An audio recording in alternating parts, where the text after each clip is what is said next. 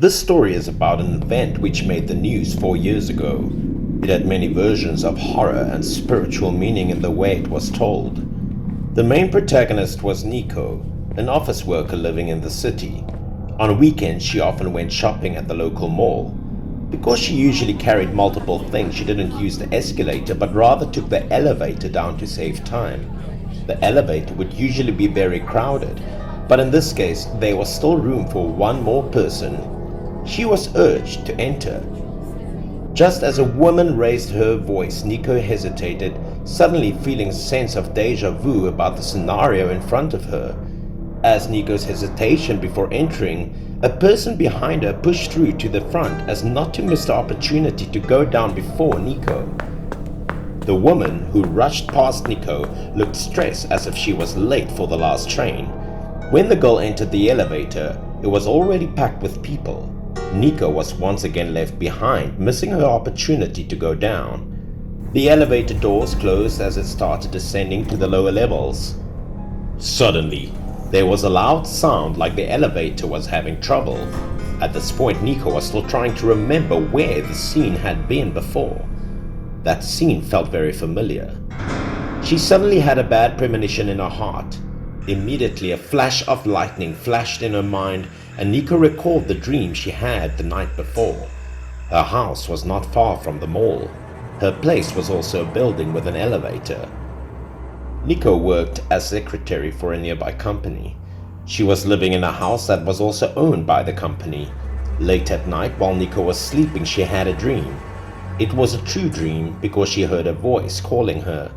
In the dream, Nico was still in her room, but somehow below there was honking on her horn. Someone called her to get in the car. Nico looked outside and saw a bus stop in the yard. She wondered why it was late at night, but the bus was still running. Moreover, they always called Nico to the car, but she didn't know where they wanted to go. Nico couldn't understand these actions. While she was bewildered, someone kept calling her name. "Hurry! We only have one seat! This is the last one!" And everyone in the car seemed to be in a hurry. They urged Nico to hurry up. The car was dim. Nico could not see who was in the car. She could only see a shadow through the window looking at her. In the dream, Nico seemed afraid of missing something, so she replied that she was coming. In the end, all the things that she could think about was getting dressed quickly, getting out of the house, and getting in the car to grab the last seat. The woman in the car, perhaps seeing Nico's hesitation, became more worried, once more urging her on. But at this moment, another person's voice sounded again. That woman was afraid that the car would run away, so he told the car to wait for her.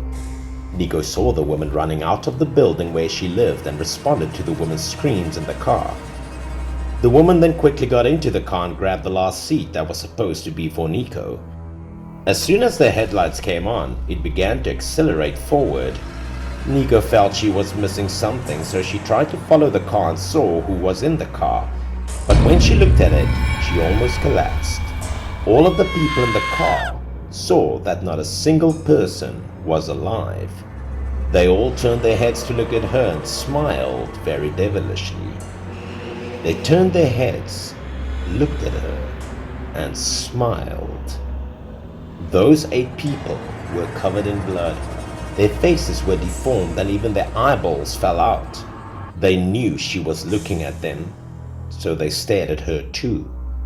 Nico was also awakened by this nightmare at that point. And thinking about that dream, Nico felt it was too real. The dream bus scene and the elevator scene in front of her happened in a very similar order. Thinking about this, the elevator suddenly creaked and there was a scream inside. The horrifying shout of the people in the elevator resounded throughout the mall. And then, the elevator freely fell to the ground at fast speed, accompanied by a loud noise like a bomb exploding. Everyone present at the mall was alarmed by the sound.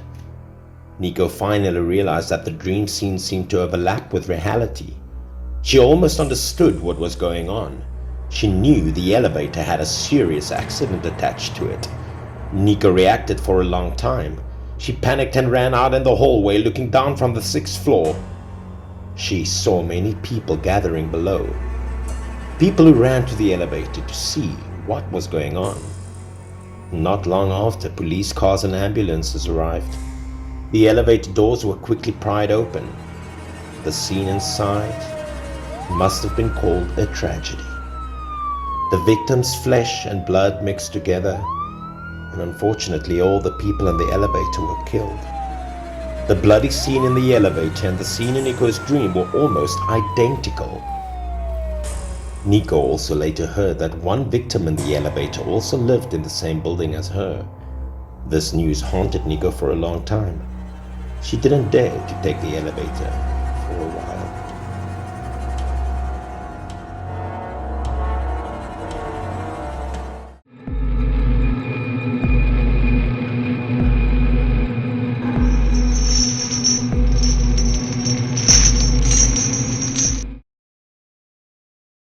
This story happened 4 years ago.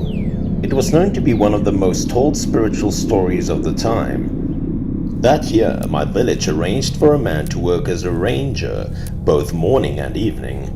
His name was Cheeto. His duty was to patrol the forest every day. The monthly salary of this job for Cheeto was also enough to live through the day. But one day, Cheeto went up the mountain to patrol and did not return all night. His acquaintances were all very worried about him, so they went to the forest the following day to look for him. After the search, it was not until noon that Cheeto was found near an abandoned shrine in the forest. However, at the time, Cheeto was lying at the entrance of the shrine in a coma. One had to take many measures to wake him up. Seeing that he was okay, everyone breathed a sigh of relief. However, after waking up, Cheeto had a weak expression, bewilderedly looking at the people in front of him and completely unaware of what had happened. After talking for a while, it seemed that Cheeto suddenly realized something and called out, asking where another man named Hiro had gone. At first, everyone was a bit confused by Cheeto's question, but when Cheeto told them that he had just met Hiro last night, everyone in the village felt a chill down their spine. Their reaction at first was very unexpected. They thought that this meeting could not happen, and then at the same time they also found out what happened to Cheeto last night. Mr. Cheeto had been very dedicated and responsible since working as a ranger. Cheeto went up the mountain every day to check after eating. Yesterday, as usual, Cheeto was still wandering in the forest until it was dark before coming down the mountain to have dinner. However, Cheeto had a bad habit of enjoying smoking. But Cheeto couldn't smoke while on patrol in the mountains, so after he got out of the mountains, he found a place to satisfy his cravings. Cheeto took the lighter and the cigarette he had hidden in the grass by the roadside earlier. He lit a cigarette and smoked as he walked. Cheeto had to take a quick break and call to nature, so he went to the grove by the roadside. But at that moment, he heard a rustling sound behind him. As soon as Cheeto turned his head, he saw a person walking along the road going up deep into the forest. The above clearly states that anyone entering the mountain must be checked and strictly forbidden to bring lighters. When Cheeto encountered him, Cheeto asked the man where he was going. The man heard that and stopped and turned his head slightly to glance at Cheeto. Although it was dark, he couldn't see clearly, but with only half his face, Cheeto recognized that this person was Hiro, a close friend for over decades. But who would have thought that Hiro did not pay any attention to Cheeto but only looked at him for a moment and continued up the mountain. Not to mention whether he brought jungle gear or not, Hiro's attitude of ignoring his best friend was enough to make Cheeto a little worried. Cheeto didn't understand what his friend was going through. He chased after Hiro while he adjusted his belt. But no matter how much Cheeto chased or shouted, the other person ignored it and kept walking with his head bowed as if he had never known Cheeto at all. The strange thing was, although Mr. Hiro slowed down and Mr. Cheeto increased his speed, Cheeto still couldn't keep up with his friend. The gap between the two never closed. Cheeto had just chased Hiro up the mountain when he suddenly saw a dense fog in the forest. At this point, Mr. Hiro, who was walking in front, finally stopped. Cheeto suddenly saw Hiro standing there waving at him as if to signal that he would stop chasing him. It was just that Hiro's movements were strange because each move was slow. Because of that, Cheeto couldn't help but scold Hiro about his friend's strange behavior, and Cheeto chased him. However, Hiro didn't care but turned around and continued up the mountain. Cheeto chased after Hiro, but with all his might, while the fog in the mountain was getting thicker and thicker. Cheeto suddenly discovered a small shrine in front of Hiro at the moment. Hiro's figure seemed to go straight to the small shrine. Hiro stopped there for a moment, looked back and waved at Cheeto as if to say goodbye, then bent down to enter the small shrine. This scene made Cheeto realize something was wrong, but after chasing Hiro, he had to go up to see what was going on. Therefore, Cheeto watched closely and approached the deserted shrine step by step. The story was strange because Mr. Cheeto saw Mr. Hiro entering the small shrine, but the small shrine was empty and Hiro was nowhere to be seen. All Cheeto could see was a statue of a lifelike god residing in the shrine, facing and looking at Cheeto with kindness. Cheeto was completely stunned because this small shrine only had a statue, an entrance, and no secret room, so a big living person like Mr. Hiro couldn't just disappear.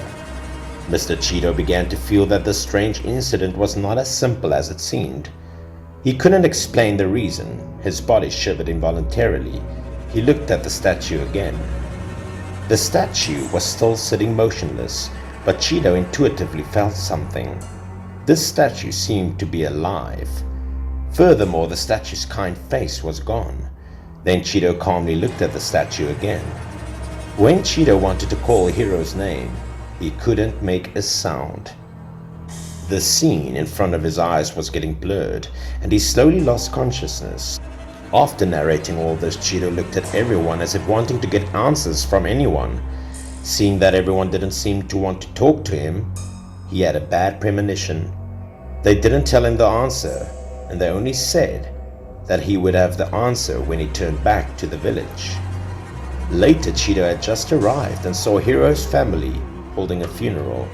The atmosphere made him shocked and heartbroken. When Hiro came home from work in the field, he had a heart attack and died. Cheeto was patrolling the mountains, so he didn't even know. Perhaps Mr. Hiro's appearance in the forest was just to say goodbye to his close friend.